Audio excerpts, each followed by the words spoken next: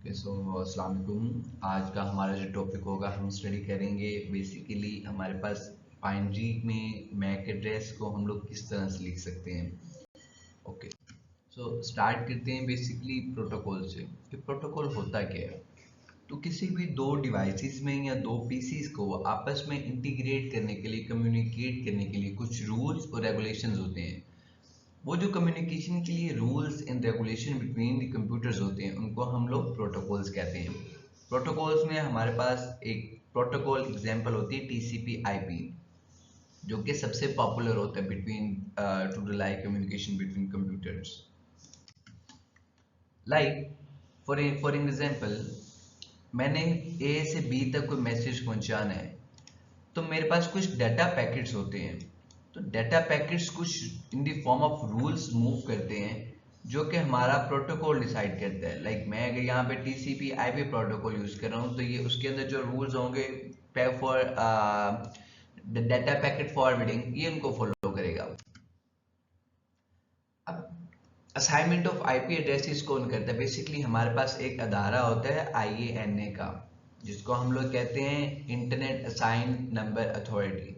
ये एक standard organisation होती है जो कि overseas global IP addresses allocate करते हैं, जिसके अंदर मीडिया टाइप्स होते हैं, हमारे पास अदर इंटरनेट प्रोटोकॉल्स होते हैं, उनकी सिंबल्स होती हैं। अब बेसिकली जो मेन पॉइंट्स है हमारा कि हमारे पास जो है टीसीपी आईपी है क्या।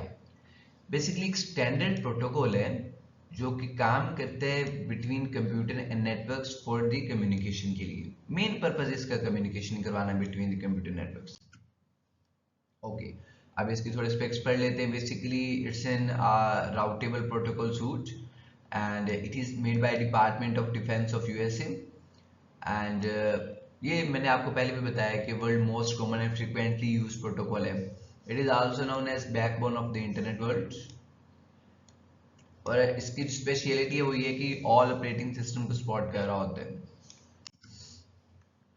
इसका काम ये होता है कि आइडेंटिफाई करना कंप्यूटर्स को, कंप्यूटर्स की लोकेशन को आइडेंटिफाई करता है through it's IP addresses and it's के जो सब प्रोटोकॉल्स हमारे पास आते हैं उनमें टीसीपी है, यूडीपी है और एसएमटीपी है। बेसिकली ये वर्किंग पर्पस के अकॉर्डिंगली ये साथ साथ चेंज होते रहते हैं।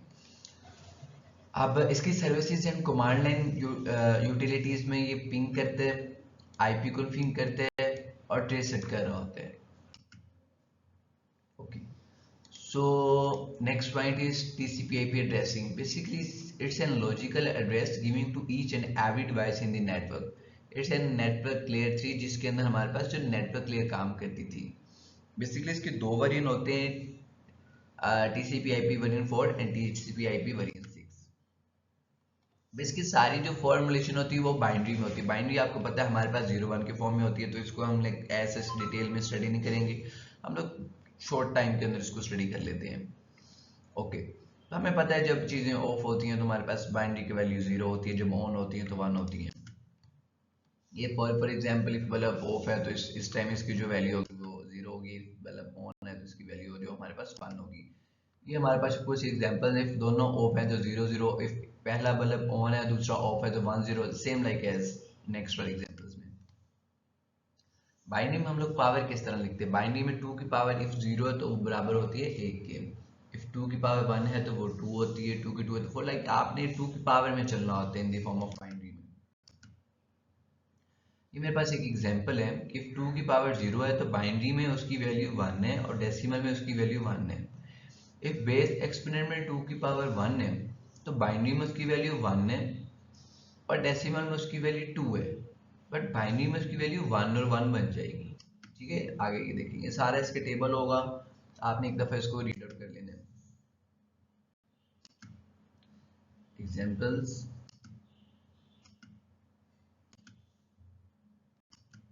इफ अगर आपको इन स्लाइड्स की नीड हुई तो आपने बता देना, आपको ये थ्रू मेल मिल जाएंगी। मैंने 100 को बाइनरी में कन्वर्ट करना है, तो ये देखिए ये मेरे पास 200 की बाइनरी की कन्वर्जन आ जाएगी। बेसिकली हम लोग यहाँ पे कर क्या रहे हैं, हम लोग यहाँ पे लिखना चाह रहे हैं 2 की पावर 0, 2 की पावर 1, 2 की पावर 2, 2 की पावर 3, 2 की पावर 4, ऐसा जैसे 5 6 एंड 2 की पावर 7 तक हम इसको लेके जाएंगे। ओके, अब आपने जहां जहां पे 1 लिखा हुआ है इनकी पावर्स को निकालना है, ठीक हो गया। लाइक 2 की पावर 3 मेरे पास क्या आ जाएगी वो आपने लिख लेनी है, 2 की पावर 5 मेरे पास क्या आ जाएगी वो लिख लेनी है, और 2 की पावर 6 क्या आ जाएगी आपने वो लिख लेनी है। एट द एंड इन सारी वैल्यूज को जमा करने के बाद मेरे पास आंसर बनेगा वो 100 बनेगा, same like as for the binary for 200। Okay, ये सारी की सारी एग्जांपल्स हैं। बेसिकली हेक्साडेसिमल और डेसिमल की वैल्यूज यहाँ पे आपस में कंपेयर की गई हैं कि हेक्साडेसिमल में मेरे पास ए आता है तो डेसिमल में उसकी वैल्यू क्या होगी। तो ये सारा टेबल आपको याद होना चाहिए। आगे मेन हमारा जो पॉइंट था कि बेसिकली मैक एड्रेस क्या होता है। So it's an media access controller address. ये एक यूनिक हार्डवेयर नंबर होता है किसी भी कंप्यूटर का जो इसके नेटवर्क कार्ड के अंदर एम्बेड कर दिया जाता है ड्यूरिंग इट्स मैन्युफैक्चराइजेशन।